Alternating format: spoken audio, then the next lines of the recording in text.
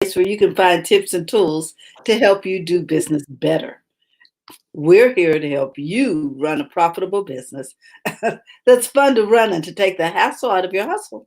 And today is Friday. I'm here with my co host, Miss Francine Gregory, real estate entrepreneur and tech diva. I'm Terralina from California Cover Ups, and we're the Biz Chicks. On Friday, we do our Tech Diva weekly. So we hope that you will sit back, relax, join the conversation while we talk about tech life in English. Today, we're going to start off, as usual, with This Week in Tech. And Fran, what's happening this week in tech? Not a whole lot I see here. You know, Yeah, okay. tech news has been pretty interesting. I Huh? guess with all the non-movement around the planet, it's like, well, what's in the news? Yeah, well, tech news here. GPS gets yeah, because see, we talked about this last week, so I'm just going to go. There's only one story. He normally Okay. has like a lot of stories, but we only have one. May 8th, 1886. German scientist Dr. Karl Gassner Mm-hmm. is issued a German patent for the first dry cell battery. All It right. uses zinc as its primary component. A U.S. patent will be issued to Gassner in 1887. His battery is much like today's carbon zinc general purpose batteries, although most people use alkaline. So, May 8th, 1886. And we're still using his technology, right? Yes, absolutely. And it's interesting that he got the patent here in the U.S. I don't know if that's Hmm. I don't know why that is, why we wouldn't be able to do that. Yeah. Gabby says there's an echo, so I'm putting in my earpods because it might be me, Okay. and I'm turning down my laptop. Yes, I'm not hearing you. I'm not hearing an echo. Gabby, I'm how not. is it I'm now? not either, but okay.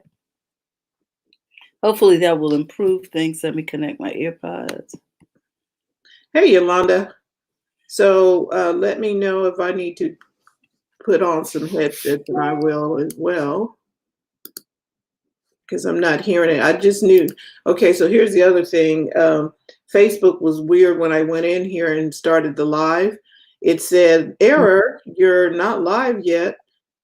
And so, oh, Gabby said it was her. She had two windows open. Oh, okay. Thanks, Gabby. Thank you. Gabby, we're troubleshooting over here. Thank you for checking So, back in. Uh, hi, Yolanda. Thank so, you so much. She said she had to tap into our tech brain this week. hey, Yolanda. So what's happening with the, okay, so let's just take that what Gabriella said. There's a lot of times when you're doing a live, we need to make sure, just like Gabby said, that you have your windows closed, Mhm. no extra windows. And if you're using, say, for instance, your camera is not working. I'm talking to people who are on PCs now. If your camera is not working, you know that it's likely that your camera cannot be on Zoom and on StreamYard. Ah, One, or you're going to have to pick one or the other. You're not going to be able to use, because we've been having that issue. My camera's not working. I didn't realize they had other video apps open. Okay, that's good. Thank you, Fran, because then I'll start to check in on that. Do you have anything else open? And are you know what I mean? Right. Because we think that hey, Carlos, we think the computer systems can just do everything. Mhm. And so, Carlos got jokes. What's Zoom? Uh, we think that computer systems can do everything. So I've seen people with literally 30 something windows open, Oh my gosh. and they're trying to do a live stream. which is taxing on your system already. And TJ, when she comes in, she can explain more, but it's taxing on the system. Mhm. And especially now when we've got bandwidth and everybody's trying to maintain and hold up all of these people that are online right now. Mhm. Mhm. Uh, so, Kids trying to get homework done. so Mom in and dad are trying to work from home. now this person I'm talking about, that we wasn't in this episode, but she had 30 windows across her screen open. I was like, okay, that is confusing anyway. Pick one and use that. You love Zoom, Carlos, or you love Zoom? He says, "I love spoons." I think Okay, it I means don't know spoons. if he means Zoom or what. Carlos got And then good today. Gabriella says, "I'm on my iPad. I was on your page, and also had the going live spoon post open." Oh, okay. So she So had us on. we can see, you're the one that can explain this a little better. Um, there are a lot of people who, and Gabriella triggered this because she had a couple of windows open. And so she was hearing echoes. And that was because she had a couple of windows. But I have seen people have a bunch of windows open. Their little icons are going across the top. And just browsers open. What does that do to your system? Well, You better have a strong system. Oh, and Gab says, "Plus all yeah, those all slow of down the." slow down because your computer is trying to. Okay, so here we're going back to that multitask thing. People think computers multitask. They don't. They do one thing at a time. They just do it very fast. And when you have all those tabs open, Mhm. your computer is trying to give you everything, and so it slows the whole thing down. It's my understanding too that the computer does things in the order that you ask for them. Is that correct? Like it'll do task one. Well, I mean, not request really. one, It, it, request two. it depends on the microprocessor. That's why Uh huh. you see. That's why with, say for instance, Apple, we always use them, but they release equipment or devices every year because the processor is new. So it Uh huh. depends on how the processor is coded and written. Oh, Um, okay. it used to be that way a long time ago, but not now. But All right. the thing is, with phones, and this is if you don't know, you can keep your applications open. A lot of people will close their applications on their phone because they think it's like the tabs. It's the total Mhm. opposite.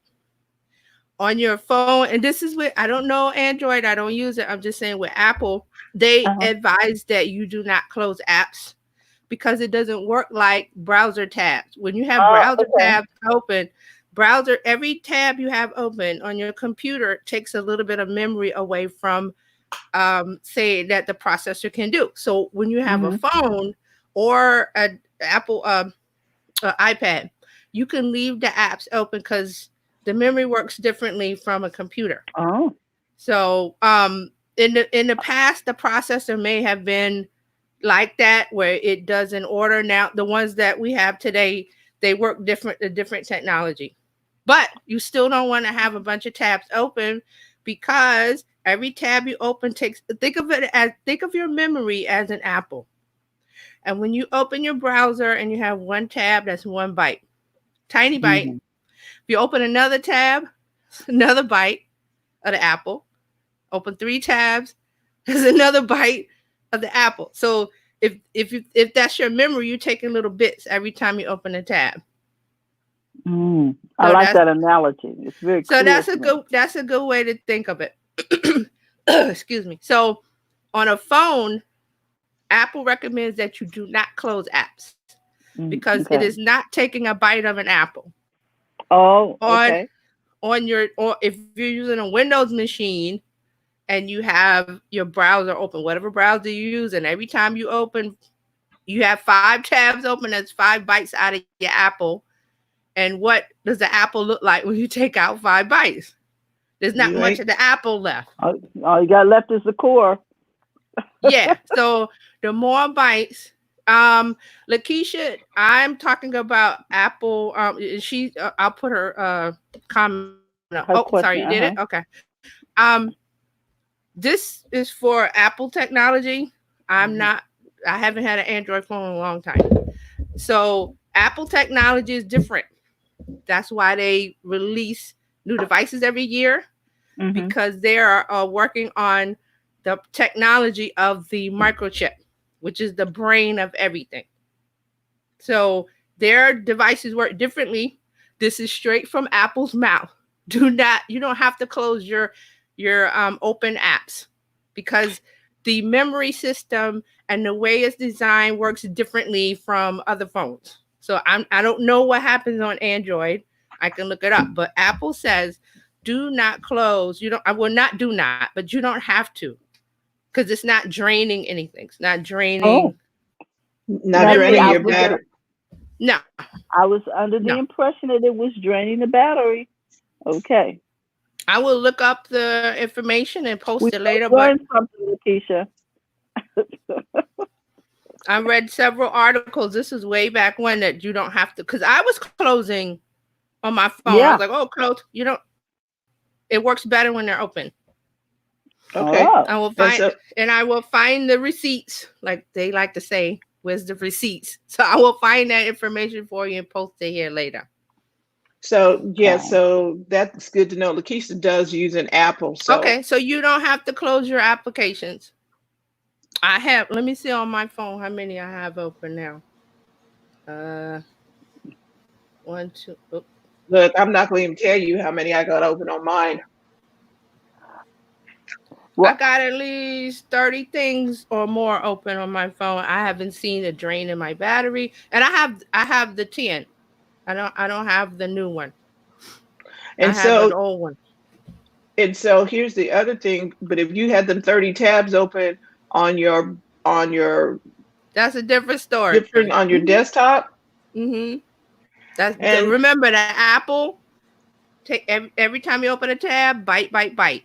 And this is for the Mac computers too, because this is based on memory, not the processor. I'm talking about memory. So if you have 16 gigs of memory, you open up Chrome, that's a byte. When you open up Chrome, that's a byte, mhm. because it's an application that has to take memory from your Apple, which is, and Mhm. I don't mean Apple computer, I mean an apple, red apple, green, whatever you like.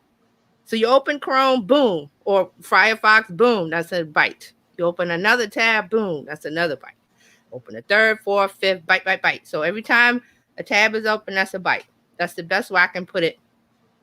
uh, That's simple. Like Terry Lee likes to say, simple.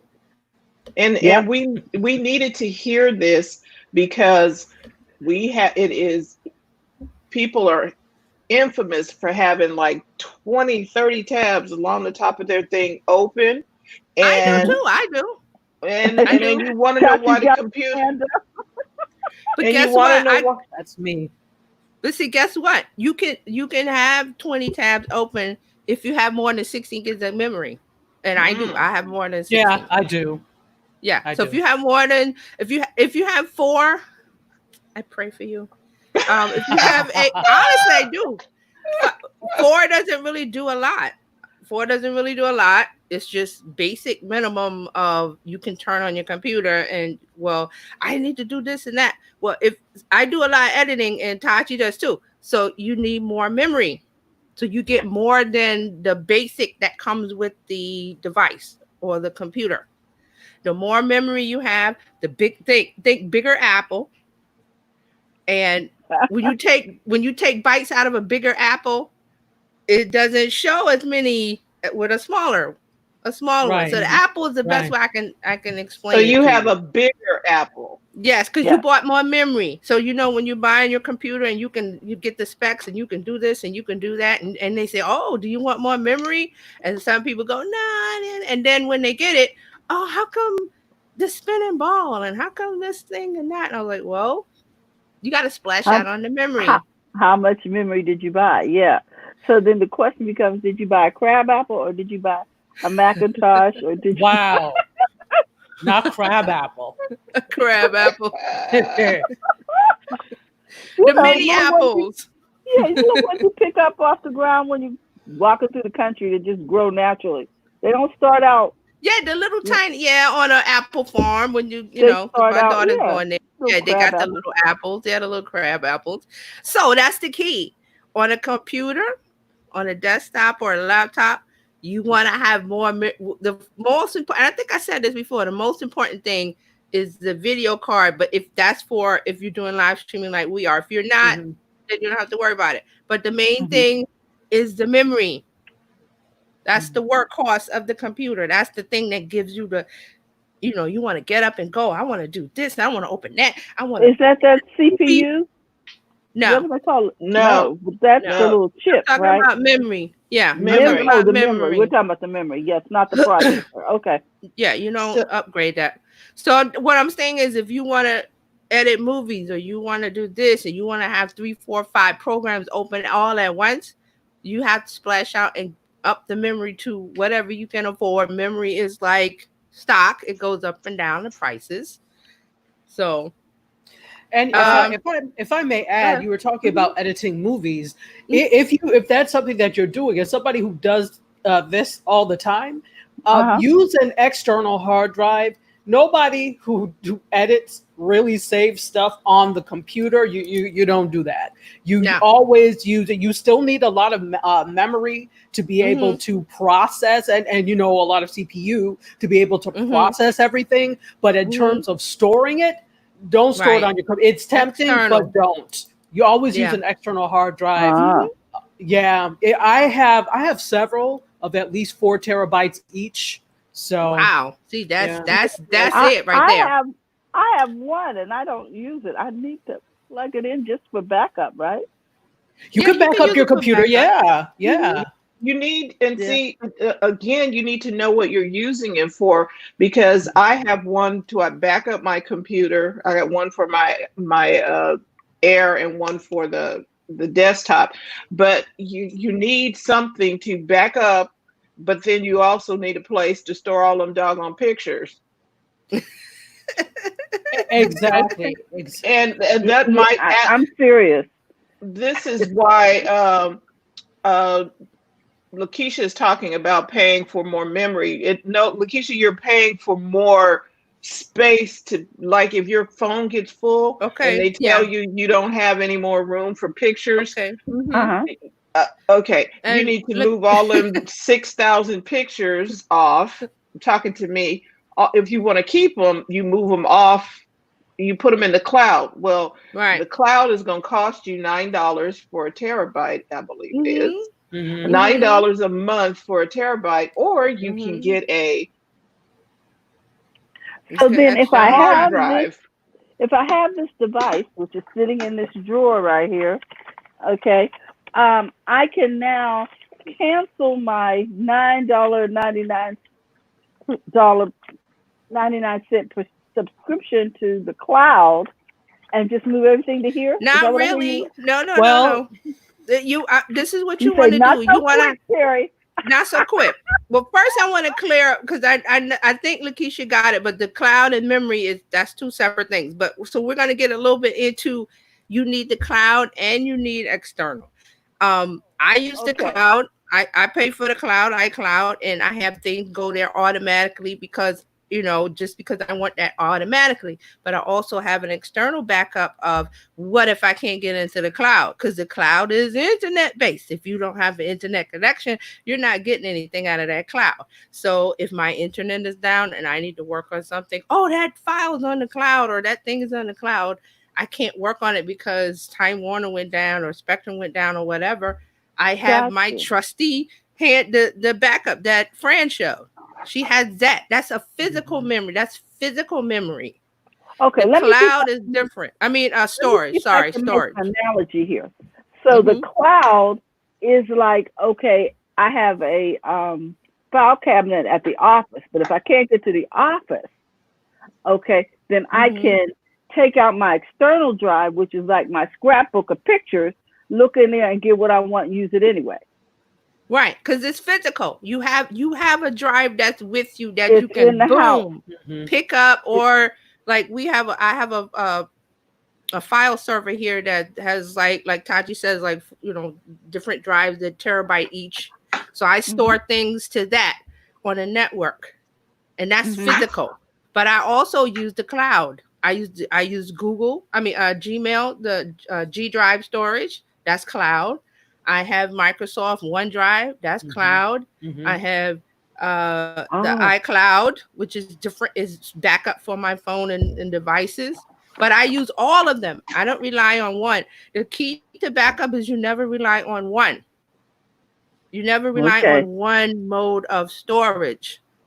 Because so it's like if self-storage for, you know how when you put stuff in storage, TJ?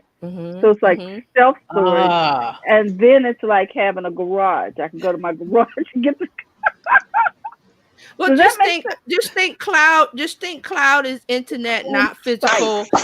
External drive is physical and you have access to it all the time. The cloud is based on internet. It is. So, okay. That's why you want to have both. I'm using there's some questions. I'm using LaCie. LaCie is that's a good one. Yeah, I got it at the Apple store. I figure if it's in there, I'm gonna be okay. I have that too. Yeah. But asked me, do I know how to use it? You see the question from Gabby? It's just, okay. This one? Can you suggest a good external hard drive? This is the second one that arrived DOA. Here's something, one of the guys that does video, and Tachi, you can speak to this too. You might want to SSD. Yes, the SSD, not a. And right. And Gabby, I would not go with Seagate. I've had several Seagate external drives and they've all died. Fran's suggestion. She typed it in. Let's see. Go with that and try that out. But Seagate, they've never lasted for me. They're all the devil. Let's just be clear on that. I've had LaCie. In fact, I've had 2 LaCies. It didn't last past, whatever. In fact, LaCie was the first that I ever had when I went to New York Film Academy. And then we had a LaCie for the program where the film program when I was teaching at the university. That one eventually died. I think part of the problem is too how you handle these things. Even if you're careful, sometimes it's a problem. But the ones that are not portable are not really meant to be taken all over the place. And sometimes people do that, and that messes it up. Right. The Seagate, meh. You're right, meh. Seagate is not good. And Tachi's right. All of them are they're physical. All the drive is there's a disc inside, or several discs with a needle with a reader. So think of remember the old-fashioned record player, and you had to put the needle on. That's what's inside of the drive. And what happened? Like Kaji says, you want to be careful with it because you can scratch your drive or damage it, because that little, remember record scratch, that can happen. You bump the phonograph and it. Yeah. Yes. And that is I'm sorry, Kaji. Go ahead. Yeah. I was just going to say I've had pretty good luck with Western Digital. Yeah, they're good. They're good. Western Digital is pretty good. So WD, the ones I use now are WD. So I've had pretty good luck with them. Knock on. So with backups, I'll tell you what my network administrator at one of my old jobs used to tell me, because I learned from her. She was like, and I asked her, why was there a backup of a backup? Because we were doing daily backups 2 times a day on the network. So it's like 2 times a day, daily backups, 2 weekly backups, because if the network went down, we had to restore from the backup. So if you got a copy every 12 hours or every 24 hours or whatever, you get to catch what's new between the backups. So that's why some people have backup of a backup of a backup. I mean, at home, like they may have an external drive. Like Tashi says, she's got the 4. So you might have something on one and you didn't catch it, but you caught the backup on the other. In between, something happens that you need an important file. So that's why there's always a backup of a backup. I mean, you could get really crazy with the backup, but just have a backup. Just have Right. at least one Right. to the Right. cloud. Right. Yeah. And Yeah. you have to remember what's on each thing, but that's when you get crazy about having the backup. We used to have a record Right. of the Of what times and was stuff. when. So, and I don't want to get too technical in it because we don't want to lose everybody. Yeah. But The Lassie, Western Digital. moral of the story is you need to back up your stuff anyway. So, but the SSD means that it's a solid state. It is not the kind with the little spinning thing. Right. That's the old one. Yeah. That's the And old fashioned one. right.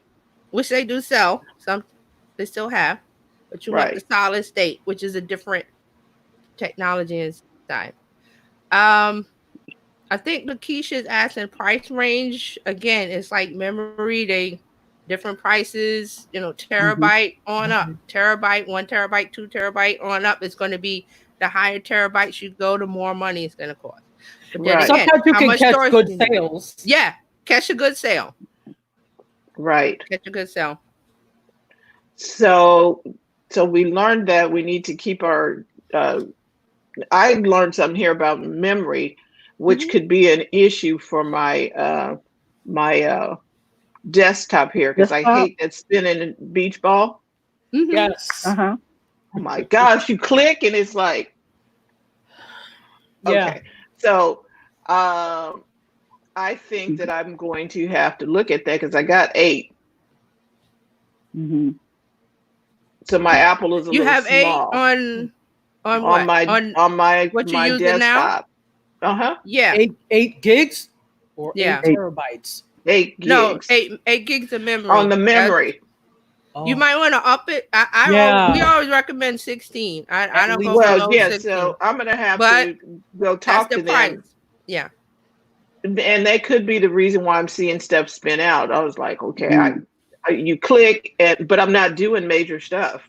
Right. And then again, it could be a couple other factors. 8 is, you can skate by on 8, but there might be some other things going on.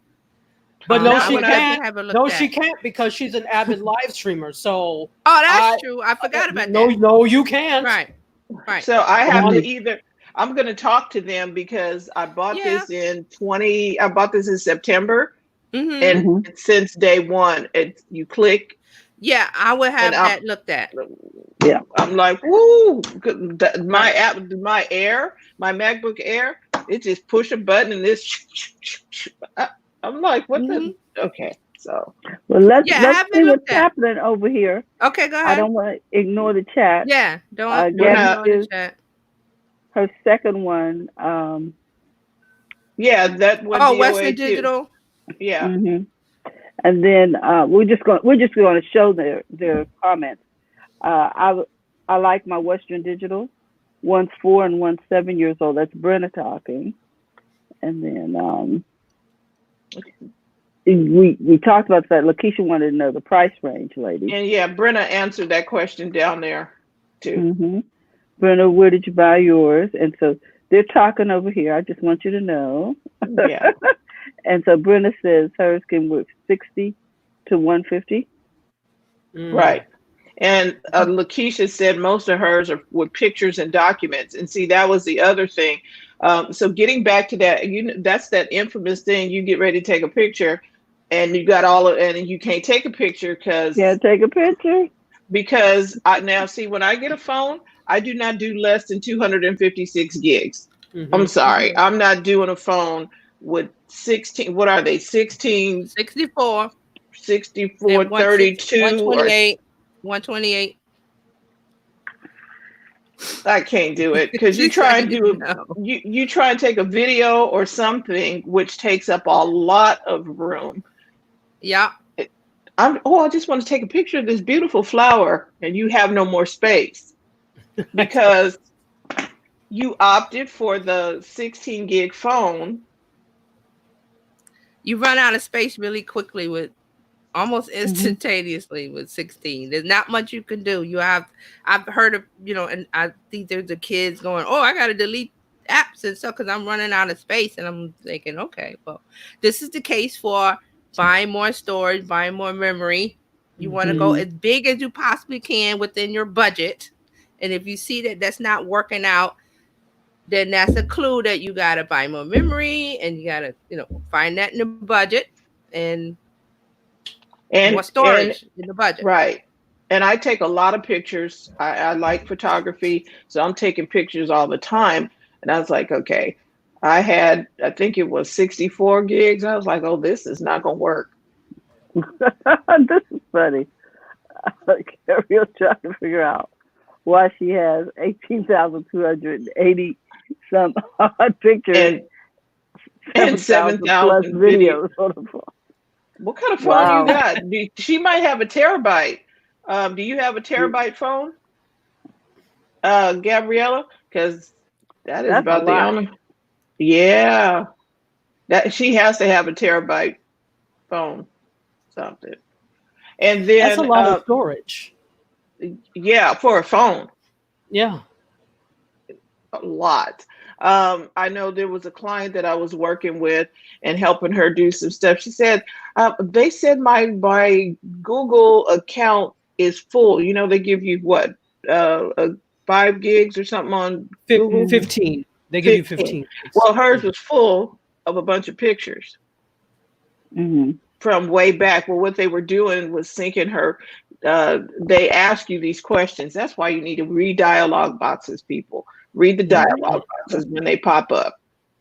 She's trying to get, so she's taking pictures, and they are automatically downloading her pictures from her phone.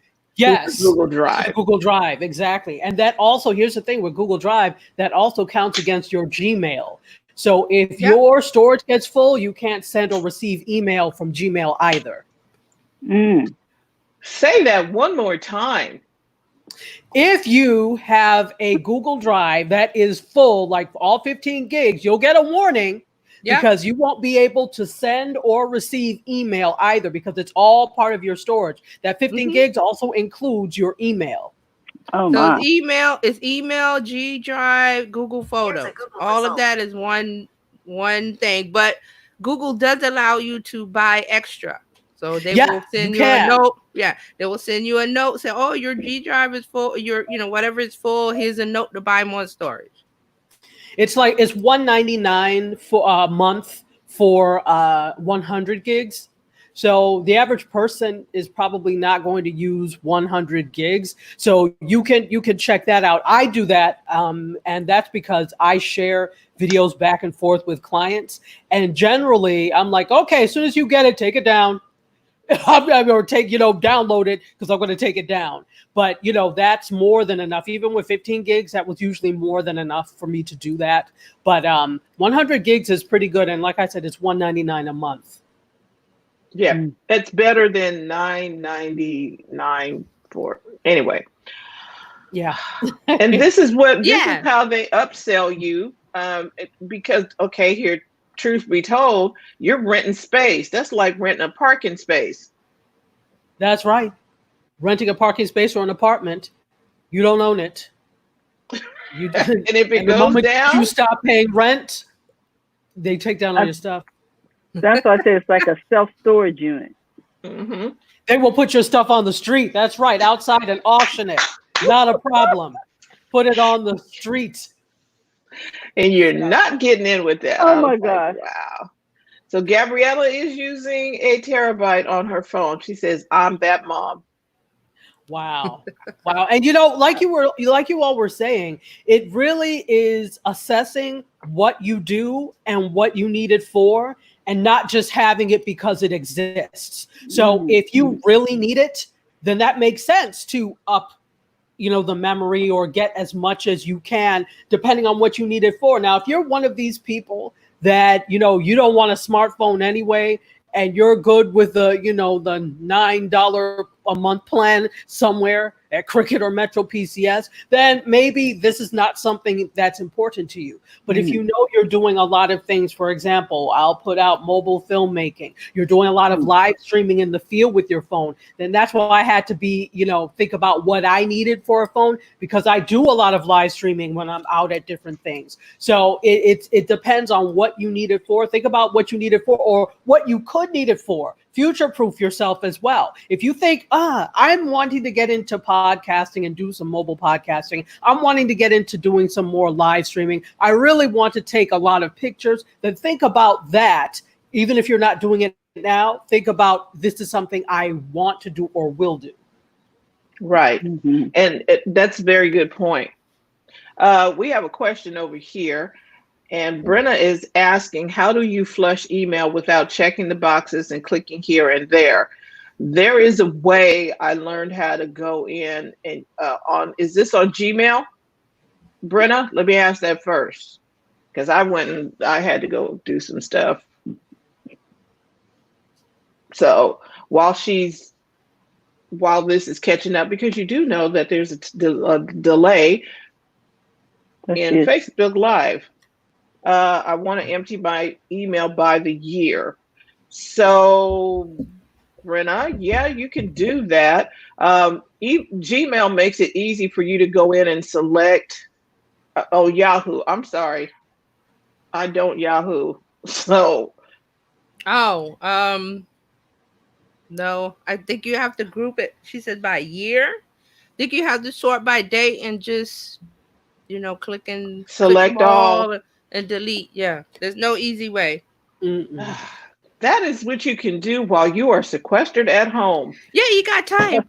You can't. The point is, do people want to do that? There are a lot of tasks we could do during this time, but do people want to do that? Look, we're going to come out on the other side of this with dirty garages, filthy basements, 7,000 emails, because we don't want to do it then. And our excuse before was we don't have time. Now you have time, but we just don't want to do it. So. And there are some people who are not even bothering with the emails. I read somewhere there's like, I'm not it's just there. And you have an email account for the important stuff, and then you have the email account for just other stuff. Interesting stuff. Yeah. Yeah, so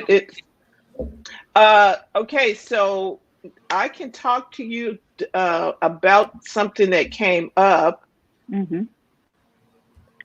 That I think would be good for everybody. Okay. TJ, I think you're going to love this. All right. So I was looking for a way that we could get people on our mailing list. I use MailChimp, just saying. There is a company, and we will give you the link to that. There's a company that will allow you to put out something that says tech. Okay, you all can try this right now. Text BIZ, which is the first part of BizChicks. Text BIZ to 33777 to join BizChicks. Aha. And guess what happens? They show up on my email list. Okay. So try it and let's see. This is something you set up through MailChimp? Yeah, it interacts with MailChimp and others. So I want you all to test it and see what the experience is. I was like, shut the front door. Did I get that right in the chat, Fran? I do believe you did. I'll know when I get 33777. Yep. So I'll let you know.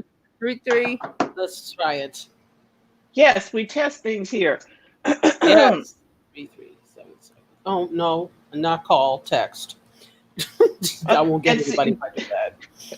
And we've had that. Oh, that's cool. That is so easy. So when people want to reach you or whatever, they can text a particular keyword to the number that you select. They can join your group, and that is painless for them to sign up.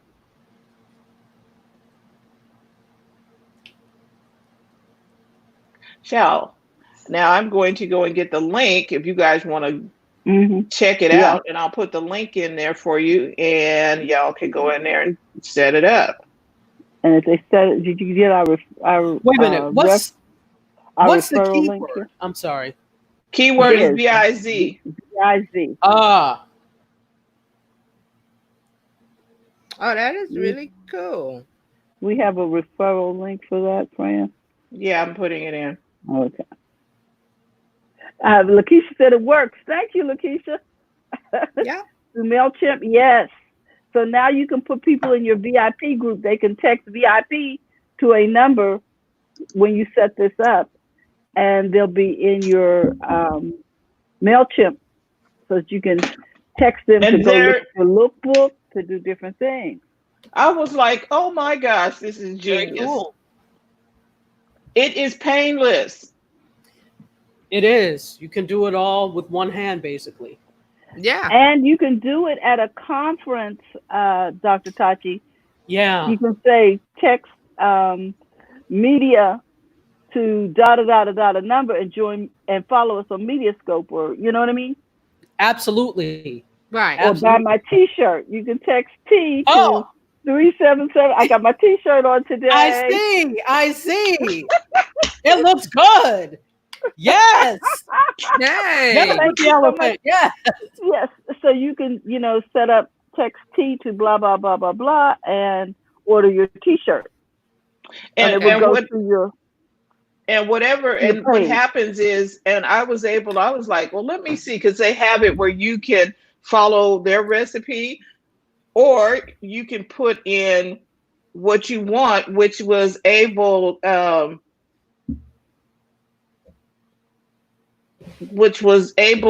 can give you all, like, you should get a standard operating procedures for business or something, a PDF. Right. A PDF. This is a great way to get people on your list. I've used I didn't use this program, but I used another thing for one of my nonprofits, and they had like a free jazz concert thing in the park, and we used it. Text the I think it was, we did WWSH2, and then you get people on the list. So this is fun. Yeah, this is great. And It's really cool. I'm just thinking about this and this whole pandemic and the plight of the restaurants. And I was listening to somebody's live stream, and one thing that they made a mention of is that many restaurants have not done a good job of keeping in touch with the people that keep them in business. Mm-hmm. And so, they don't often have email lists. They don't encourage you to sign up for things, particularly the local ones, right? Local restaurants. Right.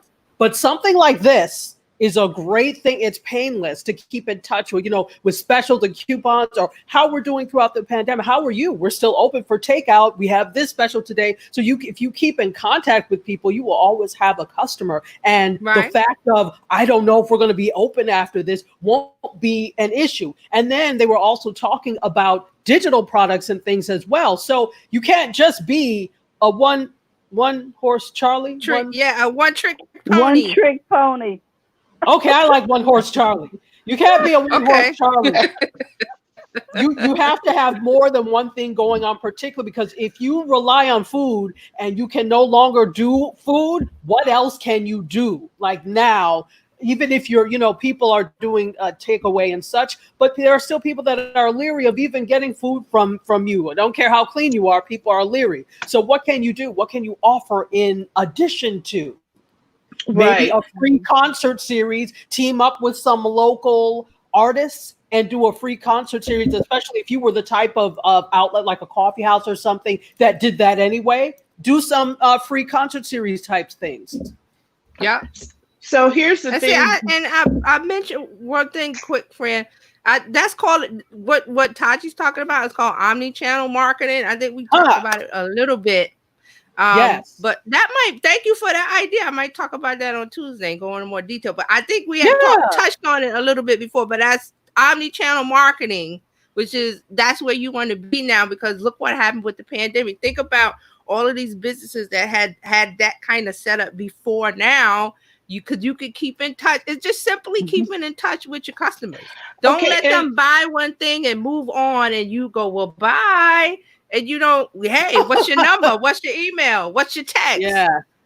getting back to the dating, like Carolina always like to bring up which is perfect. The dating, you have the one date and you go, well, bye. I'll see you whenever. No, you change numbers. You don't get the digits. You didn't get an email. Get don't the know where digits. You don't know. And see, with this particular app or service, this is easier to me than trying to send an email out, because my email is going to get lost in Brenna's 18,000 emails somewhere. Do you understand what I mean? It's going to get lost in there. Terry does not check emails. I have to text her to tell her to check the email. I'm not a fan of email either. So we have to have it. Right. We have to have, no, I agree. We have to have it. I'm just saying, me personally, I am just not a big, like Carolina, checking email.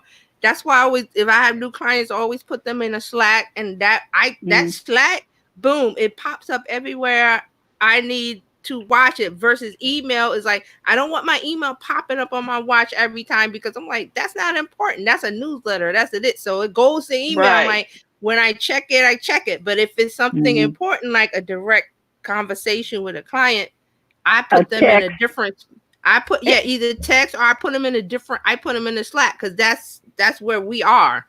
And I know what they need right away, because they'll put it in there and it'll pop up for me. But just different ways to do this. And that is why I will be using this for emails, because you can like Dr. Tachi said, you can now keep in contact with the people who have done business with you, who have, you're in relationship with. You can talk to them. I think that's important. You can send them a text. Hey, how are you all doing during this time? We were just thinking of you. And I think it's like 3 cents or something. It depends on how much you put in there. Depends on how long the responses are. So if you're sending out a text, I think it's 1 credit or whatever. Okay, seriously? Right. Even if 1 credit is a penny, you can keep up with your people for a penny. Hey, Mr. and Mrs. such and such. People will pick up a text. Yeah, they will. Yeah. Before they pick up that email. They will. They will. Yeah. So hope you all have fun with that. And let me know how it works. But I was like, this is genius. It is. Spot on. Absolute genius. Now, guys, what do you have for us today? What's happening in the Facebook world? Oh my God. Carolina's gonna say something. No, I'm just. We already talked about Textable. That's enough from us. We want to hear from you guys. Well, I wanted to mention something real quick about Twitter, and they got, we really rarely hear from them, but they are doing a test of warnings on potentially harmful tweet replies. Oh. So what happens is if someone is replying to say there's something controversial going on, and the person goes, well, I want to say something really mean and nasty to that tweet, reply to that tweet. So when they start to type in certain words that Twitter has on a list, it will pop up with a warning and say, do you want to revise this? Language like this could lead to someone reporting your reply. But you can change it before sending. So they have a revise button and then a send button. Now, it's not going to stop. It's not going to stop them from sending. Right. It's not going to stop them from sending, but it's like a warning sign, like, hey, wait a minute. This could potentially get you blocked or kicked off of Twitter. Do you really want to send it? So they give you, it's like a little thing that says, okay, before you send this to the world on Twitter, because you've said some offensive things in here, you might want to think about it. But if a person is like really mean and stuff or whatever, they really want to bully, they're going to press the send. So it doesn't stop them from sending. But it's like a speed bump. It's a speed bump. Okay, well, think before you push, Kay. Think before you think before. Well, Instagram does that as well. Mm-hmm. It does. Right. Yeah, Instagram has that feature as well, but Yeah. Twitter is always Johnny come lately to the party. Let's use Charlie. Charlie come lately to the party. And it's like, oh, now we'll do it. I don't understand. You were like one of the first social platforms. I don't get why it takes you so long to figure these things out. And let's say for the sake of argument, Twitter is albeit the most abusive of platforms. So they should have been come out with this. Now you're asking, you sure you want to send this bitch? Maybe because I feel like PK that it's censorship. But personally, I think it's a safeguard to help people. My response was really PK. Well, how is this censorship? Because it's not stopping you from sending. It's exactly. Twitter trying to take control of the bullying and whatever that's going on by save you from yourself before you enter it. Yeah, it doesn't stop you. Don't send it to your boss. It doesn't stop them from sending. You know what will be interesting to see is if they can get some metrics on how many people who have been shown this warning subsequently don't end up sending the tweet. Right. I would like to see that. Yeah, me too. And how many of them are still employed? So how you doing, Marie? I don't. Seriously, we need to stop pressing. Let's talk about that. I want to talk about that a little bit because a preacher's kid. Thank you for that censorship. Thank you for bringing that up because let's talk about censorship. There's a big discussion. And I see this with YouTubers. YouTube is taking away my voice. YouTube is taking away my right to say this. When I put up a video, they take it down. Well, first of all, you don't own the platform. Well, wait. Whoa, did she just say they don't? Yeah, I'm gonna tell you. Platform? YouTube, Reach Facebook, and church. Twitter, Instagram. You don't own that. They do. Oh my God. So when you go into people's houses, disappointed. When you go to people's houses, do you just go up in there and get into bed and eat their food and start cooking on the stove? And they're like, "Yo, stop that! You gotta leave." Do you do that? Exactly. So let's stop. Let's take it a step back. You don't own these. Now, when Facebook and Twitter and all those start to ask you to pay, you want to see how much a bunch of people go, "Oh, I ain't paying for that," but you still want to complain. You want to complain, so you can't. Right. And my thing about censorship is that no one stopped. They're not stopping you yet. They're not. That's censorship when they stop you. No one's stopping you. With the case of YouTube, they just simply going, we're not going to pay when you rant and rave about this topic or that topic. We're not going to pay you. That's not censorship. That's just saying you can still say what you want on YouTube, but we're not going to let you make money off of that. That's not censorship. Now, Facebook just set up that 40-member review board for people who want to rant and then sue them when they take down their stuff. because it's just getting out of hand. And before we go, I want to give you a definition of censorship: the suppression or prohibition of any parts of books, films, news that are considered obscene, politically unacceptable, or threat security. That is the definition. Suppression or prohibition of any parts of books, films, news, etc. that are considered obscene, politically unacceptable, or threat security. That's what it says when I Google censorship. Now, what we're talking about here, so a preacher kid said it's, Tara, if you want to put that up, it's still another form of censoring because it's saying you don't know what you want to say. That's not true. It's not saying that. Censorship is trying to say the part here about obscene, considered obscene, politically unacceptable, or threat security. Twitter has a responsibility to society to keep society safe as a whole, not your individual rights. That's like, there's a thing. You have the right to say fire, but you can't go in the theater and scream fire when it's not true. Okay? Correct. You can't do that. You can't do that. The public health in danger. The public, and I'm loving that because we're getting into this whole pandemic thing of my rights versus the public right. The public right will always come first because we're a society. The individual does not have rights that supersede the rights of the public health. That's why we have a person in the White House that is the president that is supposed to do that. That's why you have a governor in your state that is supposed to look at the public health. For example, our Governor Cuomo, he's getting a lot of heat because he won't open up, he won't do this, that. He says every day he does a press conference, and he does a press conference every day, and he always says in some form or fashion, I will always put the collective health of the public above your individual rights. That means businesses. Yeah. That means he will always look at it as a collective, and that's his job. So people are mad with him, and he's like, the buck stops with me. He's like, you want to be mad at somebody? Be mad at me. But that's why we elected a governor to take us through the good and the bad. So we're in the bad.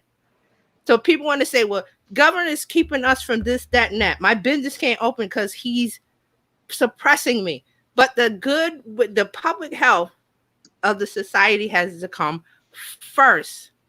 And it's not censoring, it's saying you elected me to do a job. So YouTube is like the governor. I'm going to do the collective health of society versus your individual right to say something mean and nasty or wrong or ugly or whatever it is, because you feel like you have the right to say it because I can say it.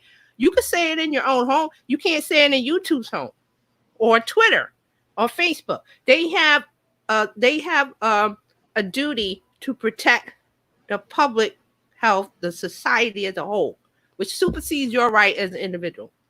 Well, and guess what the answer? And wait, one more thing. The answer to this is you don't like it? Don't use it. Uninstall Facebook. Uninstall Twitter. Don't use it. That's the answer. And some people don't like that. But that's how I feel about this censorship thing. Well, we're asking, I think we're asking for a beagle to become a donkey.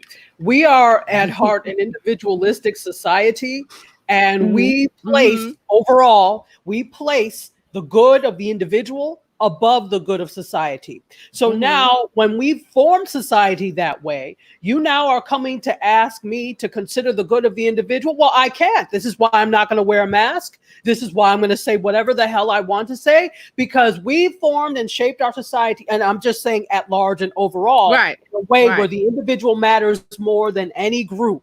This is why it's like, no, it's about my kids and my family, mine. Mine.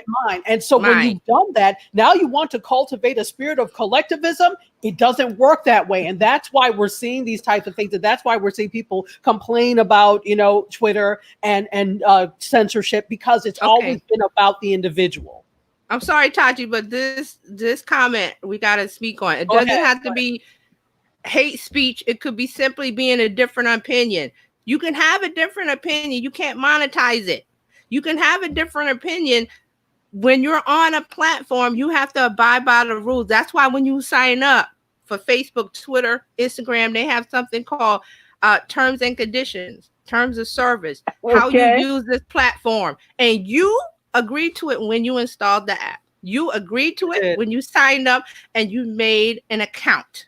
You agreed to it. So now you can't, it's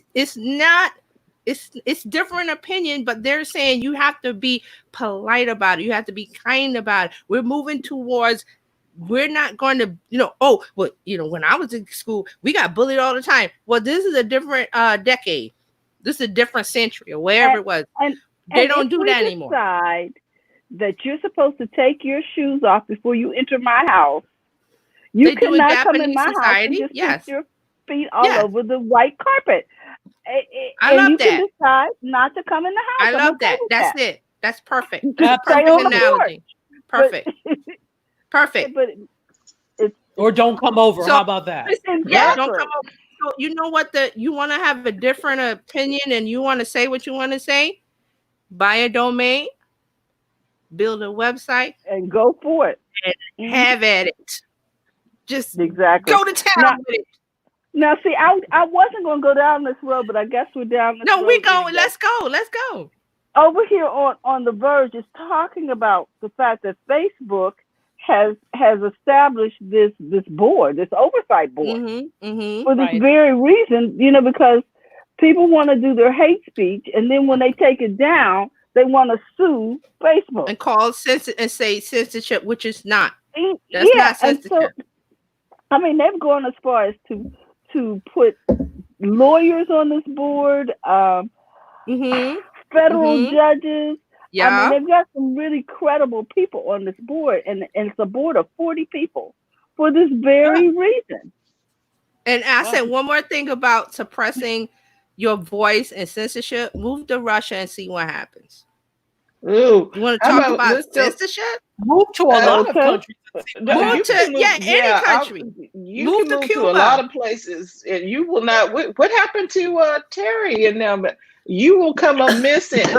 Go to China. They've gotten rid of a lot of the whistleblowers about this pandemic. Go to any of those countries and see what happens. You don't have a voice. That's censorship. That's oppression. That's oppression. You're in America. It's not great. It's not great, but at least you can say what you want to say within reason.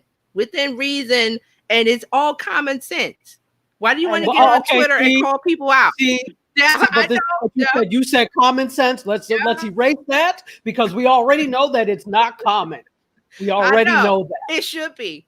It should be. But see, you're mad because Twitter is saying, hold up, be kind and considerate and think about others and your response and how it reacts or reflects or will affect someone else. That's all Twitter is saying. Pump your brake. Think about it. Do you want to take that word out? Take that word out and you can send it. And then they don't even stop you from sending it. It's just a gentle reminder to be kind and thoughtful and think of others and how their feelings might be affected. Because we're in a different society now where, like I said, when I was in school, it was like, oh, bullies, you just had to put up with it or whatever. Now, that kind of thing doesn't fly because of the repercussions on society. We're in a different mindset, thought process. Also, the playground just went from here to the world. Online. You know what I mean? That's a big difference from your local playground bullying. This is right. So we have some parameters? So Brenna is saying, I'm for civil liberties and laws of our nation. I'm not for the person in the white space telling people I've done it all and know it all and know better than you, when facts are they're just not shared as much as popular thought. So we were all, well, some of us were taught, you think before you speak. Yes. Yes. You're supposed to formulate your thoughts before you just open your mouth. Just because you can say it doesn't mean you should. Just because you can does not mean you should. Right. Well, you know, the thing, that is absolutely 100 correct, and you were well trained. How the hell ever? There are some people that were not taught this. There are some people that came of the age of you're the most important person in the whole wide world, and whatever you have to say matters. You matter. So you go on and say what you have to say. It doesn't matter what it is. And when you're taught that way, you say whatever the hell you like without, again, individualism, without regard for the other person, how it will make them feel, how you may feel afterwards. You are in the moment. I mean, there was such a thing as that, you know what, before you open your mouth, can you wait about 20 seconds and think about it? Can you count to 10? Remember the count to 10 thing? Count to 10. Exactly. But, you know, I hate to keep saying it like this, but we have not cultivated a respectful society at all. No, that I has agree. Never been, I mean, it had been our MO at one point. Well, no, yeah, it was. For different communities. Yes, yeah, I like the way you put that. Different communities. There was rules. You know that you can't do that or behave that way or say that way because it was taught in your community. A cultivation of respect for elders. Yes. Respect for those who had of high position that were like teachers, etc. Yeah. There was a respect that was cultivated. Somewhere down the road, we lost it. I mean, even to this day, I, again, being raised the way I was raised, and then you always give a person older than you or whatever the respect or whatever that's due. Mhm. To this day, I'll give it. This is my 15th anniversary of being Dr. Egwu, of having a PhD. It was 15 years ago. So to this day, I don't care if it's 50 years ago, I will never call my professors by their first name, ever. I don't give a damn how many years it's been. I don't care how. I will never do that. But there are people Tati, who do that. And I'm glad you said that, because see, like now with my daughter, there's a couple of teachers she called by their first name, and it just takes me back. But no, that's the culture they're in now. Yeah, that's true, but it doesn't sit well with me. Right. And so if you try to come to me, small one, and you call me anything other than auntie, doctor, or doctor, but you set that rule. But see, you set that parameter. You say this is to respect me and my space and what I've been through and my experience. I prefer, and I would like for you to call me Dr. Tati or whatever. To you, but you set that. You set that level. And with her teacher that's how they said it. They want that informality, or I don't know the reason or whatever, but they do. Some of them do that, and I'm like, okay, that's the way they are. But they set the parameter. You set the parameter. It said, I prefer to be called doctor. Then. Right. You can't be mad when little Brianna comes to you and said, "That's not fair, Stephanie." You can't be mad then, right? Because you set the parameter. Yes, you said it. You said it. And I'm glad you said it. There's a clip. I don't know if you've seen it of Maya Angelou, and she's telling. Yes. You know what I'm talking about? She told was it a little girl or something? I forgot who it was. Like she was like a teenager, or maybe in her early 20s, and her Maya. Yes. Yeah, she called her by her first name. But see that. I respect Maya for that. That's how she set the parameter. You call me this. You set the parameter. Don't accept anything less than what you want to be. Exactly. And you call me Miss Angelou. Anyway. Yes. So here's the thing.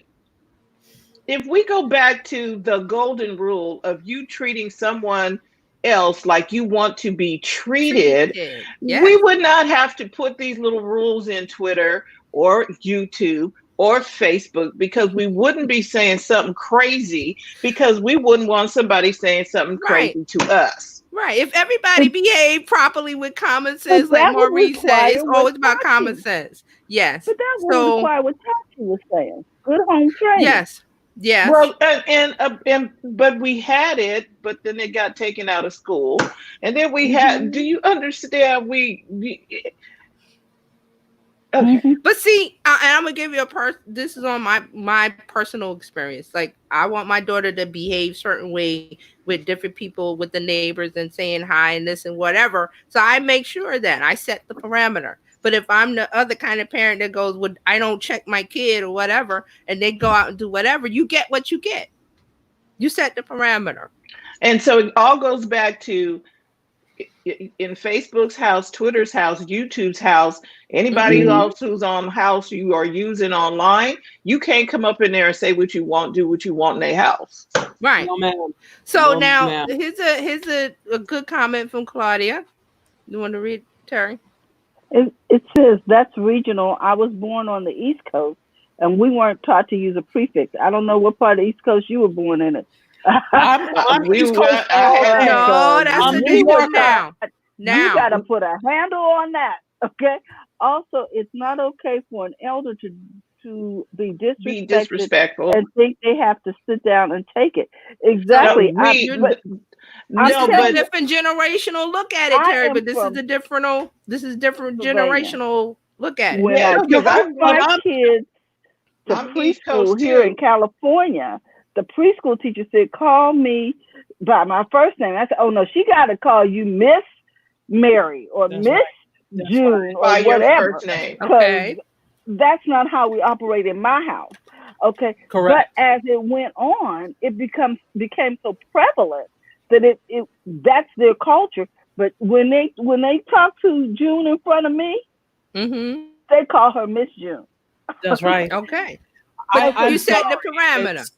You set the parameters, and I get it's like, but that is not an East Coast thing with it, because I'm next.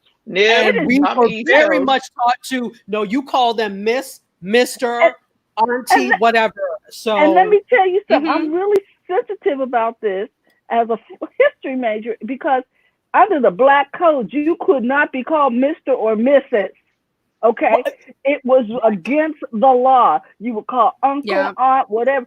Yeah. No, Yeah. my name is Mrs. Austin. correct. Okay. Correct. You know, And you set that that's parameter. interesting. That's also interesting because it's also very cultural. You know, the way people It is want to be cultural. called is And very how they cultural. perceive So, and how they perceive it. So, okay, again, being Nigerian, not only being an East Coaster, but also being Nigerian, you definitely respected. So even if somebody was not a member of your immediate family, they were Uncle such and such or Auntie Mhm. such and such. You don't call first name, never. By their first name. We that's never, a never, it recipe was for never, death. that's never done. Never No, done. Exactly. But that's what's going on in some schools now with the generation now is the And teacher says, so, call me Stephanie. okay, Nope. well, and see that now here's the thing. We were taught, this is Gabriella, she said, okay, Where to go? Which one? I'm sorry. We were taught Terry here. it is. pushing buttons. We were taught to say Ms. or Mrs. This is Gabriella, and so, add the prefix before the first name. And she's from Washington, D.C. What I believe is happening is that the people who are saying call me June or call me Mary or whatever, they Mhm. are just a little bit older than the people they're teaching. Yes, that's why. And so they Well- don't understand how to they may not understand how to set the parameters of respect for themselves. You're right, Right. but if their name is June or Mary, I don't know how young they are anyway. Yeah. Those are- Yeah. Well, I you mean, know, it was Shaquita. all ages. For some reason, it was part of that curriculum mindset. But I want to Yeah. say this. I want to put Claudia's thing up here Yeah, because she had yeah. a follow up. She says, "I'm still respectful of elders, but Correct. I also teach my grandkids to demand respect." Yes, Well, yes. I love Mhm. that. You should. Oh, You should. absolutely. Right. Absolutely. mhm. You should. Everyone is Because to be respected. Everyone is to Yeah. be respected. Exactly. Hey, make everybody feel like Feel like everybody There you yourself. go. somebody. Okay, And I have more. then So I am more speak so speaking as an adult. I do call elders by their adults first by their name first as name an as adult. an adult. That's adults by their first name as an adult. Right. But I still like. There's a client that we have. We still call him Mr. So and so. Call me such and such. And we're like, it was difficult for us to call him that because of the Transition. way. Yeah, because with the way we are raised, Mhm. Yes. someone It's- who is it's senior hard. to you. Yes. You want to give them the respect. That's how we were taught.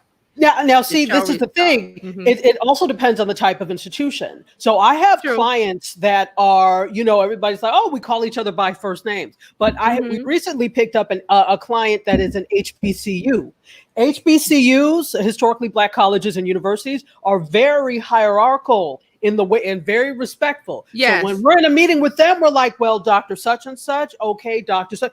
That's the way we do it. It doesn't matter Mhm. that they may be my same age or I may be Right. close to Or their you age, friendly. Right. Or you're or friendly we're with friendly or I know them.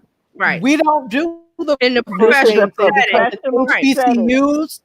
Right, it's a professional setting, but it's also an HBCU, which tends to be very formal in the structure. So it also depends on the type of institution or the type of True. company as well. True. So this gets back to speaking the language of your client, speaking Yes. the language of you need to know the room. You need to know how to read the Know room. the room. Yes. Know how to read the room. That's And so. know how to code switch when need be. Yes. That too. Exactly. That's Important what I'm skills. talking about. Important skills. Both of those. Yes. Read the And- room and know how to code switch. Yeah. And then Gabriella said, I remember correcting a salesperson in her 20s for calling my grandmother by her first name. Some people are just not taught that. She genuinely did not know. And you have to be the teacher. Sometimes you have to be the teacher and you set the parameter or you set the level or you say this is why. Well, And- this all started to happen when we took cursive out of schools. Yes. Oh my Yes. gosh. All of that. Yes. I couldn't believe All it. of that. I couldn't Maureen believe it. says I was like, they don't in teach her- that anymore? In her Well, culture, we never use first names when referring to an older person, ever. Ever. Okay. Yeah, Ever. I didn't call my grandmother by her first name ever. I never mentioned her first name. I don't know if I even knew her first name till I was seriously grown. True. True. Seriously. Right. Oh no, and here's the thing. I didn't know my father's first name until he passed away. We were like, his name was And like Israel? what? His name was Like, Israel. We didn't know. Oh, Because you never used it. 'Cause No. we It called never him by crossed- his nickname. For us, that was the equivalent of dad. So we called Right. him IG. But we didn't know. We were like, wait, who's Israel? My father was my mother was like IG. We're like, his name was Israel. We didn't know. That is so that fun. is That's true, hilarious. because so we're learning things. There are certain things that are not going to change in society. True. We're just gonna have to, and you have to bring your training, your Mhm. respect, because we're talking Mhm. about respect, but you got to Right. bring your respect into. You got to bring your respect into And the that's what I like that. Bring party. your respect, because that's what Twitter's trying to do. They're trying to say, okay, Be stop and think, respectful. be respectful. You can still sin, but just realize if you continue to do this, we can ban you, stop you, take away your account, because that's what you agreed to Exactly. when you sign up for an account with us. So that's not Exactly. censorship. That's not censorship at all. You want No. censorship? Leave here and go to one of the other countries we listen to, and you'll find out about censorship. So, but we're just you have the right to say whatever you want to say, but be respectful and just think about it. Also, you cannot make money off of it if you want to be disrespectful. That's what you two said. Right. You can't make And money. why should you? Yeah. Why should that's we pay you? That's like when, like, people, mothers say, well, you're not going to be up in my house talking all kinds of crazy. Get your own house. Get your own house. Get your own house. You can do. I was like, I can't wait to get my own house. I can do whatever I want. And then you How got did that work out for you? But you got bills. Oh, there's bills. Oh, bills. Not only that, you're accountable to somebody. The mortgage company, the rental The place. landlord, They're not somebody. gonna let you do all of that up in their space. Right. Yeah. So Exactly. My So husband I just mean, came in. Go ahead. My husband just came in and said, like, people will say, call him OG instead of Mr. So-and-so Call him or OG. hello, sir. You know, Yeah. the young, hey, OG. Oh, yeah. Oh, OG. that's a Why? California thing. Oh, okay. That's a California thing. Okay. Yeah, Like, Oh, what? yeah. And why? What kind of foolishness is that? Okay, so here we go. Let's see what Maureen says. My sister got mad at my daughter's friend one time. Uh-huh. when they came in the house and did not say good morning. Yeah, honey, you didn't wake up in my house and not say good morning. First thing they say is, I didn't I sleep used to with hear you it. last night. How I many used to people hear heard it. that? I used to hear it if I didn't walk into the room and speak to everybody. Oh, what? No. Let me say this, and I'm gonna read. Let me read Yeah. Claudia's saying. Yes, although I have had my own personal values and opinions, I never had anyone thought I disrespected them. I try to show respect to everyone that is a human being. Yes. Well stated. And let me tell That's you it. why that is a good statement. You know what my mom taught us? I'm walking down the street. Somebody else is walking this way. You speak. Hello. Mhm. Even if they don't say anything back, you speak. Hello. How are you today? You don't just keep walking. And see, that's one of the things, like, when you live here in New York, we don't do that. But what I grew up down south, and it was like you would, drive and you would see people on the porch waving, and you would speak, even if you didn't know them, you would speak. But here it's like, okay, people like, what the heck? I don't know, you don't talk to me. It's a kind of, same thing different in here. California. I Like, had to what? retrain myself. People were looking at me like I was from outer space. I mean, right. So I've learned how to be in my own space unless I see out of the corner of my eye that somebody needs help, and I will be like, "Oh, do you need help?" And they'll let me know, like, "Oh, I'm fine. No, don't talk to me," or whatever. Or they'll be like, "Yes, thank you for," But you have to judge that. You have to be a judge of that. But what I'm Right. saying is, no, you're not going to go over there and have a whole conversation with them. How Right. are you doing today? But just to nod hello and keep moving. Well, I think it's again, all of this is cultural, and to the I think it was Claudia's point before. Some things are regional. Yes, I know, some like things are. in the South, you don't not speak. That never happens. I mean, so every time I'm in Atlanta, people are like, "Hello," and I'm like, "Oh, me, hello." You know? Yeah, you have to readjust your mind for that, because You here I'm readjust like, your mind, exactly. But although in New York, there Right. are pockets. So, for example, when I Yeah. was living in New York and I'm walking down the street in Harlem, usually there'll be in the morning older people sweeping off the stoop or whatever. Yes, Good morning, they will. good morning. That They type will of thing. say yes. The older will give you eye contact and say hello and whatever. So I know when I see an older person like that, I know to look at them and say. But anybody else, I'm in my own zone. And I'll tell you a funny story. I was working downtown years ago. I forgot where I was working, like Midtown or somewhere. And I was at lunch and I was, standing on the corner waiting for the light to change. And I'm like, okay. And this dude is trying to come up to me. I was like, yo, wait a minute. It was an old high school friend that just happened to see me, and I was like, I was about to, you was about to get a face full or something, right? Because we don't do that. But he recognized me. He didn't call my name. He just come up to me and I'm like, yo, we about to, because we don't do that. Somebody comes up to you trying to talk to you and grab you on the street, and you're not expecting it. But it's also a safety mechanism. If I make eye contact with you, I know where you're coming. I can see you coming. So I'm walking down the street. Hello, and I need to I see you. So, there's an unwritten thing here that we don't approach like that unless it's you visually see somebody, But if it's just you're like, there's a personal space. Like, dude, don't get in my personal space. Because it's a protective mechanism thing. But when I'm down south, it's like I have to go, hi, Mrs. So hi, and I don't know you. Hey, you have to remember to you were talking about, Tati, the code switching. Yeah, I had to. The code switching, and even in we're right by the Bahamas, so I've been there several times. We did a service project in Bimini. And Bimini is one of the islands of the Bahamas, and it is it's only like 7 miles long, and it's very thin. So there are like 2 schools on Bimini, and we did service projects in 2 of them. Because Bimini is so small, people really only drive golf carts.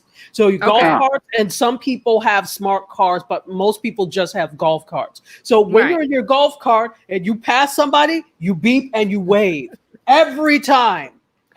Without fail. You can tell the people who are not from Bimini because they don't beep and wave, but that's what you do, and it's a norm and it's expected. And I think it's nice because it shows I see you, I consider that you're here. I see you. I recognize you. Yeah, I see you.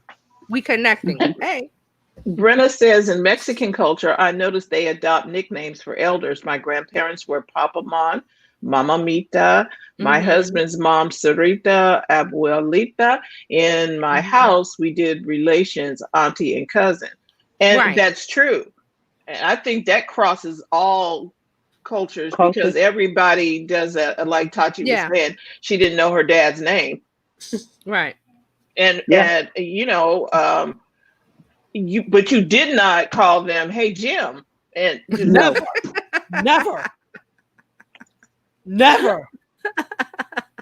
I didn't even think about that. I was like, what? It doesn't even cross my mind. For some people, it's cool. But I think, for those of us that were kind of raised that way, the thought is just abhorrent that you would part your lips to give an elder's first name ever. Right. And I think they want to know how you found out. How'd you know my name? Laura. Exactly. And I think this, she was talking to Brenna. This one up here. Okay. Did I keep trying to hide it? And you're hiding it. No. Oh, they're clicking on it. That's why I was like, I'm not clicking on nothing. But Gabriella said they took cursive out, stopped kids from standing for the pledge, and did away with grammar. Wow. So when you take away the basics, you take away the formality, the basics. Oh, y'all don't need to do that anymore. No, they need to do that. It's it's interesting because not only was I African, and I am, am I African, and I had that kind of formality and showings of respect and such.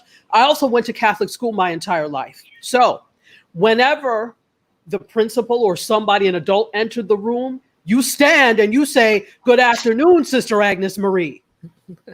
Yes. You stood anytime an adult walked. I mean, and we are like clockwork. You didn't even think about. We're like, "Good afternoon, Sister Agnes Marie. Thank you. You may be seated." And then you sit down. You don't sit until Sister Agnes says you may sit. So I'm also coming from that too. Yeah. Okay, so that is the thing. Signs of respect. People want on Twitter and Facebook or what have you. Now you're using verbal signs of respect. You can't just go in the room and just say whatever you darn well please just because you're feeling it. Individualistic. And there are some points to individualism, but then there are things like this where it shows you only care about yourself. and whatever else you're saying, and it really does not. There's some scripture in the Bible that says foolish and unlearned questions, you're not, just ignore them because they gender strife. Mm-hmm. You just don't say stuff just to be stirring the pot, really, or to get likes or go viral. Oh my gosh. When you open your mouth, it should be for the betterment of the people that are going to hear it. Right? Okay. So if people are not going to hear, if you're not saying anything for the edification of somebody else, why are you saying it? Well, that's why Facebook had to have a council, because the people just had no boundaries. They didn't think that your boundaries were acceptable. So have something of value to say to people that's going to help them. Even if your opinion should have value too. Should be of value. It shouldn't just be to tear somebody down. That's my thing. Absolutely. Ladies, before we go, may I share a media story? Sure. Okay. Get back on track. Yeah, that's okay. I enjoyed the conversation.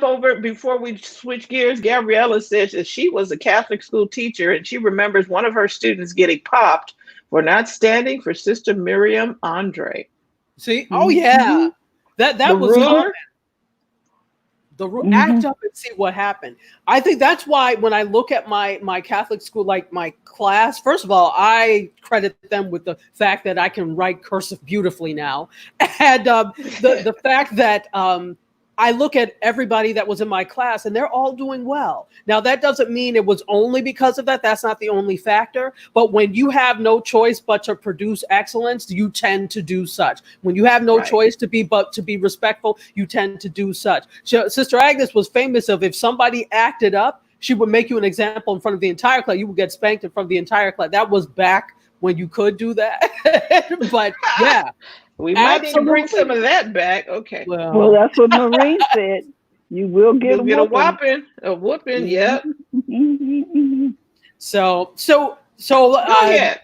I just want to. So we're going to talk a little bit about what Nickelodeon is doing. I just want to say that, even though we knew we were always on the right track with this live streaming thing and what we're doing, and virtual production.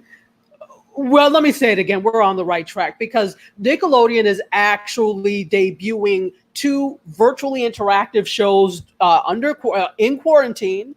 And there's a beloved kid influencer, as they say. Her name is Annie LeBlanc.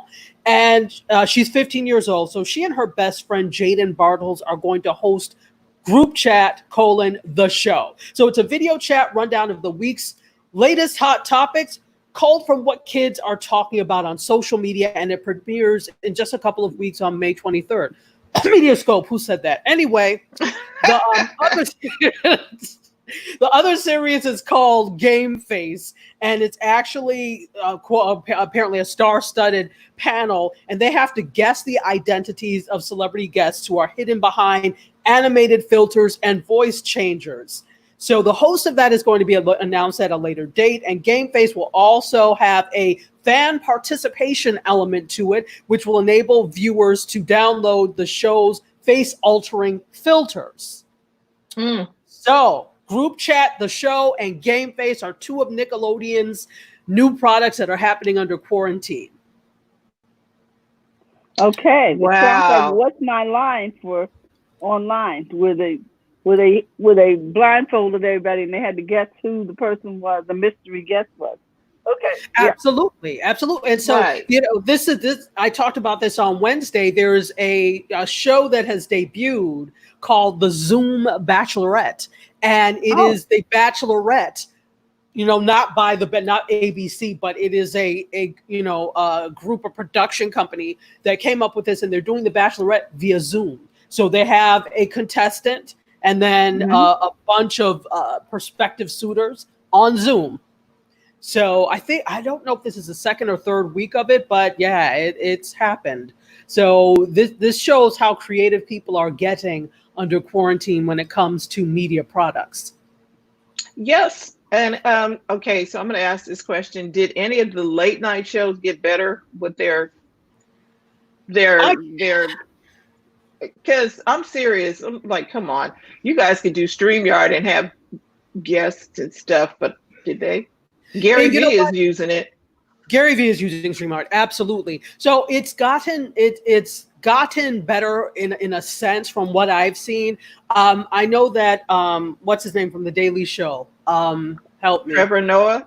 Trevor Noah. He's been having guests on periodically, and they've been doing things. But the thing is, The Daily Show has always been kind of digital. They had used their social media for to show clips from The Daily Show and formatted it for Instagram, etc. So they've been doing the digital thing, but the live digital thing is new for them, and I think they've weathered the storm well, incidentally, considering that that's not something they're used to.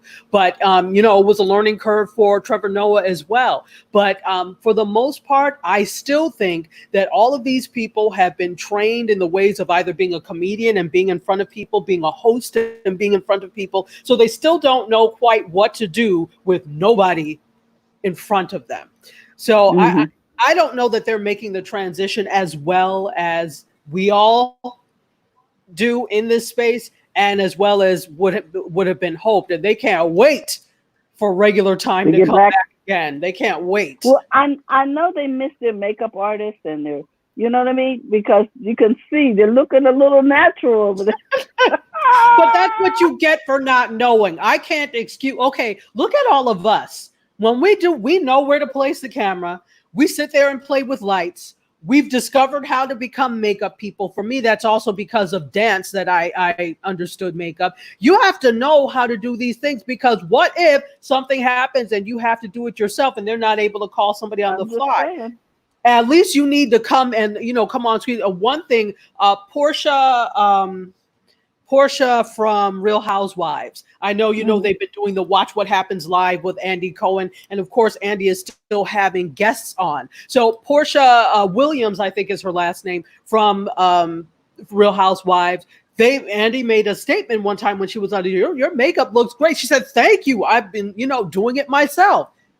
When you already know and have these skills, you don't have to get ready because you've stayed ready. My favorite thing, stay ready so you don't have to get ready.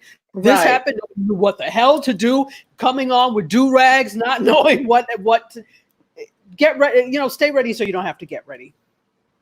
And then call us and ask us, because Dr. Tachi can give you lighting tips and all kind of things. I'm like, some stuff, I'm like, really?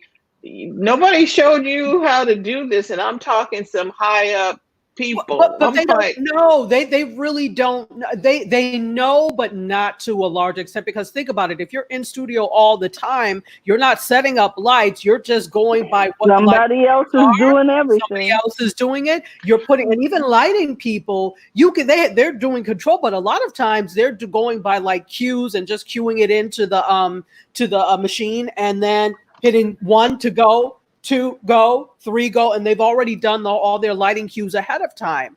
So I'm just talking about basics. put the sun in your face. Well, you can't help people that don't. I was like, I'm watching these videos. I'm like, who let y'all out the house like this? It's sad, but that I think this will be I hope it will be a lesson that you cannot rely on the division of labor the way you have. You're going to need to, it's convenient. It makes for a smooth show for everybody to have a set job. How the hell ever things happen. And if you don't at least understand a modicum of how to light yourself, it becomes problematic. So if you've watched Good Morning America and Robin Roberts, her lighting is impeccable now. But I suspect she had help. Somebody came by and said, all right, this. And so that's why I don't buy the excuse of not knowing how to do it. You have help. You have a multi-million-dollar production company. Somebody has some light, some Home Depot scoop light somewhere to come and help you with a mask.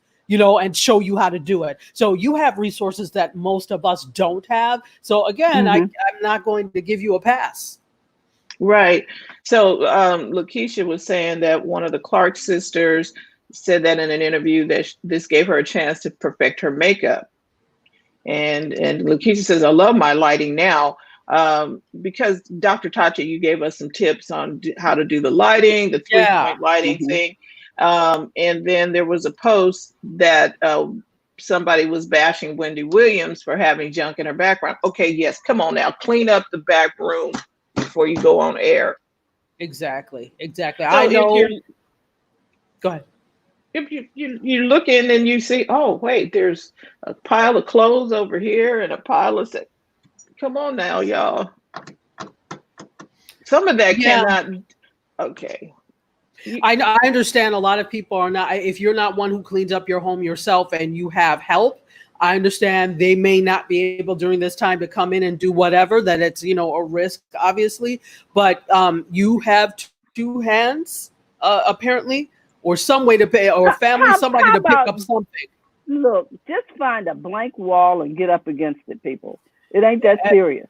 Exactly. You got 4 feet. Fails. There's 4 feet behind you. Make sure that 4 feet and push everything else over to that side or that side and just have that 4 feet behind you. Make it happen. Yeah. Exactly. So this has been an excellent conversation. We appreciate everybody who's watched live and on the replay. Oh, I want to say something about my t-shirt. Dr. Tachi. Yes. My t-shirt you have to stand up, Terry. It was wrapped so nice. Can y'all see it? And there it is with my little elephant on it. Woo! Thank you so much. And don't forget to put the link in there, Tachi. Oh, yes. We can buy the shirts. It's a really nice shirt. And thank you. And it looks awesome on you. It's one of a kind. It's one of a kind. It's not like you're going to go out and buy it at Walmart or anywhere else. It's one of a kind. This is my Friday t-shirt. Yay. My tech t-shirt. I make each one by hand, so. Yes, it's screen printed. It's really pretty, and it's copper on black. I really like it. Thank you so much. I was so excited when I got it. Woo! I'm wearing this on Friday so she can see I got it. And so thank you. Thank you so much. Thank you. Gabriella, thank you so much for popping in here. Lakeisha and a preacher's kid. He came in stirring up stuff. Normally it's Terry. Claudia. Carlos and Claudia and Maureen and Brenna. The vet. Woo! She must have been lurking. The vet must have been lurking in the background. Well, I want to give a shout out to my baby girl. It's her birthday. Happy birthday, Monica. Oh, hey, happy birthday, Monica. Yeah. So, we had quite a few people in here. I'm glad to know the vet came by from Texas. Yeah.